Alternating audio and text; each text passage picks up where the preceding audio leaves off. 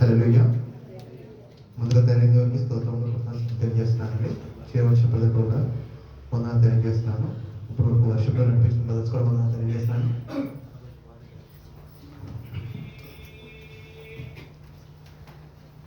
దేవుడు వెతికిన కాలంతో కాచి కాపాడి సజీవంలో ఉంచిన విధానం బట్టంతా కూడా స్తోత్రాలు తెలియజేద్దాం. ఒకసారి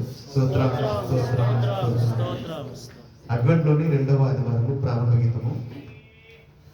సియోను కుమారి, ఇదిగో రక్షణ నీ యొద్దకు వచ్చుచున్నది. యెహోవా తన ప్రభావం గల స్వరమును వినిపించును. మీకు హృదయానందం కలుగును. ఇశ్రాయేలునకు కాపరి, మందవెల యోసేపును నడిపించువాడా చెవియొగ్గుము.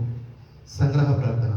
ఓ ప్రభువా, మేము నీ జనితేక కుమారుని మార్గము సరళము చేయనట్లు మా హృదయములను ప్రేరేపించుము.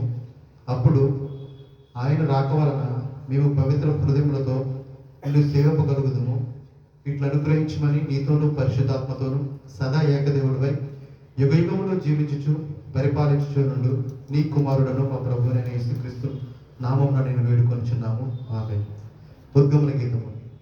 పరిపూర్ణ సౌందర్యం గల సీయోనులో నుండి దేవుడు ప్రకాశించుచున్నాడు.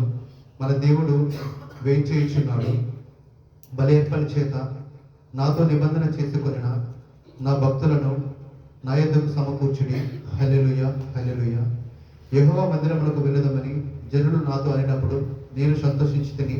హల్లెలూయా, హల్లెలూయా.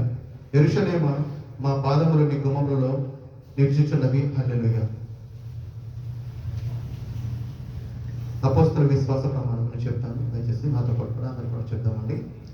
నేను పరలోకమును భూలోకమును సృష్టించిన సర్వశక్తి గల తండ్రి అయిన దేవుని నమ్ముచున్నాను.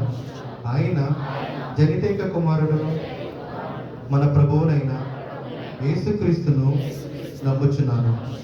ఈయన పరిశుద్ధాత్మ చేత గర్భమున ధరింపబడి కన్య అయిన మరియ నుండి పుట్టి పొంతి పిలాతు క్రింద శ్రమపడి సిలువ వేయబడి సమాధి చేయబడినని పాతాళములోనికి దిగి చనిపోయిన వారిలో నుండి 3వ దినముందు లేచి పరలోకమునకెక్కి సర్వశక్తి గల తండ్రి అయిన దేవుని కుడి చేతి వైపు కూర్చుండి ఉన్నాడనియు, జీవించు వారికి చనిపోయిన వారికి న్యాయము తీర్చుటకు అక్కడ నుండి వచ్చిననియు నమ్ముచున్నాను.